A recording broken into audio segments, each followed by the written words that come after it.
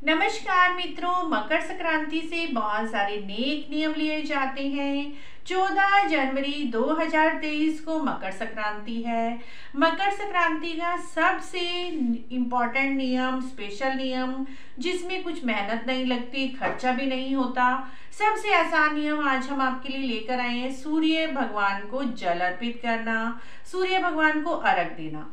देखिए, सूर्य भगवान बहुत ही इम्पोर्टेंट है लाइफ में हमारी, और सूर्य भगवान को हर रोज जल देने से हमारे बहुत सारे ग्रह भी ठीक होते हैं, हमारे घर में सुख समृद्धि धन संपदा बढ़ती है।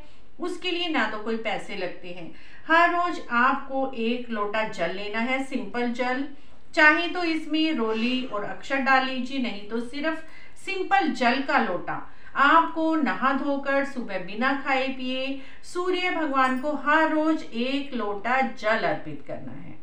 इससे बहुत सारे ग्रह हमारे ठीक होते हैं, हमारे घर में सुख शांति आती है। सबसे अधिक महत्व पड़ता है कि हमें गुस्सा नहीं आता और हमारे गुस्से पे भी कंट्रोल होना शुरू हो जाता है। 1 लोटा जल आपको हर रोज सूर्य भगवान को अर्घ देना है नहाने के बाद।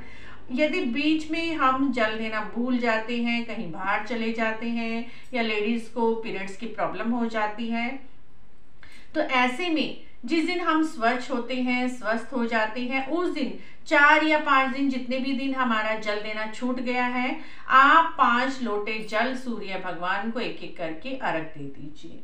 उसके बाद आने वाली मकर संक्रांति पर इसका उद्यापन भी जरूर करें, क्योंकि कोई भी नियम लेते हैं हम, उसका उद्यापन तो अवश्य ही करना चाहिए। उद्यापन करने के लिए 2 सरल नियम मैं आपसे बता रही हूँ। एक सरल नियम है, आपको उस दिन भी जल तो सूर्य भगवान को अवश्य ही देना है। जल के लोटे में थोड़े से तिल डाल लें, क्योंकि मकर संक्रांति पर तिल का महत्व होता है।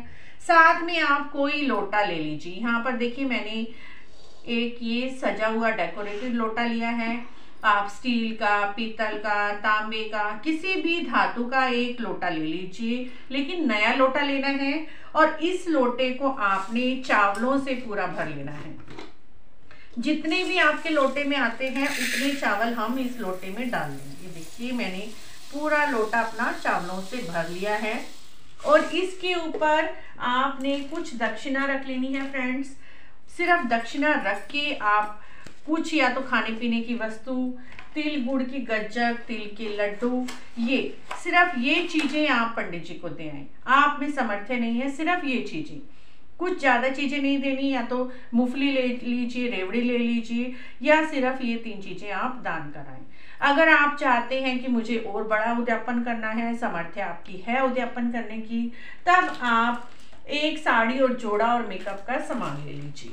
ये देखिए, यहाँ पर मैंने साड़ी और एक जेंट्स जोड़ा ले लिया है, और साथ में मेकअप का सामान, सुहाग का सामान, सब कुछ दान कर देना है। उसके लिए आपको सूर्य भगवान को जल देने के बाद ये सारा सामान अपने पूजा स्थान पे रख लीजिए, या कहीं पर भी स्वच्छ जगह पर रख कर, और अपनी चुन्नी या साड़ी के पल्लू में जल लेकर 2 बार इसके ऊपर से घुमा लीजिए, या 3 बार घुमा लीजिए, और हाथ जल को छोड़कर हाथ जोड़ लीजिए।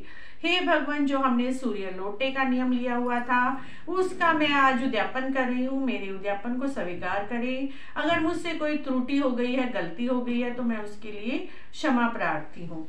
इस तरह से इस सारे सामान को आप अपनी सासू को दे दीजिए, अपनी सासू माँ को दे दीजिए, ननद जी को दे दीजिए, अपनी जेठानी को दे दीजिए।